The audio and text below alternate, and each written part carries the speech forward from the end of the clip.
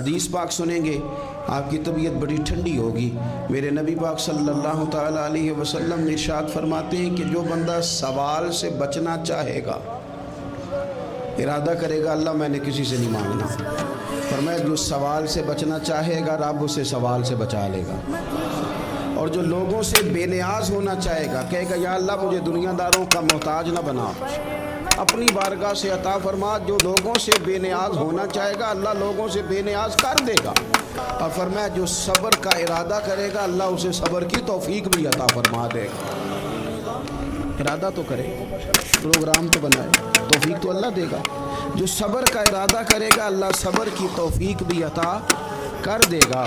اور حضور صلی اللہ تعالیٰ علیہ وسلم فرمانے لگے یاد رکھو کسی بندے کو جو بہترین تحفہ دیا گیا ہے نا، اگر کسی کو کوئی بہترین عطیہ ملا ہے تو پھر اللہ تعالیٰ نے اسے صبر عطا فرمایا ہے۔ یہ بہترین تحفہ ہے، اس سے زندگی سنور جاتی ہے، اس سے انسان باوقار اور مطمئن ہو جاتا ہے، اس سے اس کے شب و روز آسانی سے بیتتے، وہ دنیا کی پگڈنڈیوں سے آسانی سے گزر کے اللہ کی بارگاہ عالی مرتبت میں سرخرو ہو کر حاضر ہو جاتا ہے۔ لیکن اگر بے حوصلہ ہو، صبر نہ ہو، پھر نقصان روز بروز بڑھتا ہے۔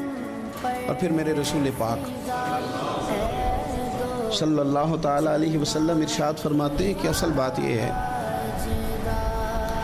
کہ اللہ تعالیٰ نہ کسی بندے کا درجہ بلند کرنے کا ارادہ فرماتا ہے، لیکن اس کے اعمال اس طرح کے نہیں ہوتے کہ اس کا درجہ بلند کیا جائے۔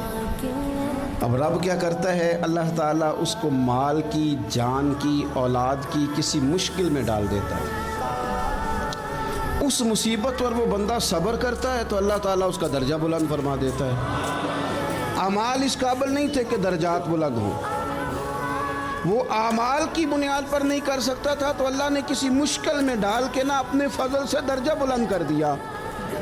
اب جو راہ طریقت کا مسافر تھا، جو سلوک کی منازل طے کر رہا تھا، جو اللہ رسول کے قریب جانے چاہ رہا تھا، اس کے لیے کتنی آسانی ہو گئی کہ مجاہدہ تو زیادہ نہ کر سکا، کثرت سے نفلی صوم و صلات کا بندوبست تو نہ کر سکا، تھوڑا سا صبر کیا، رب نے اپنا اور اپنے محبوب کا قرب عطا فرما دیا۔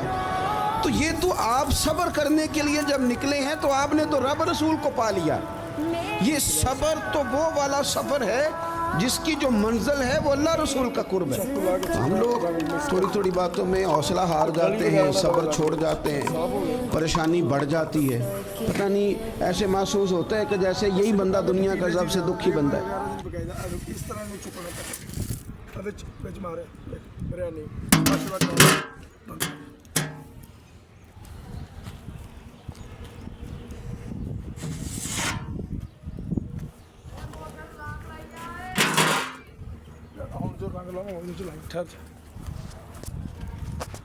بریانی رنگ اچھی طرح لگ گیا، یہ کلر بڑا ہو جائے گا تیرا۔ رنگ دیکھو جی کیسا کلر ہو گیا، پھر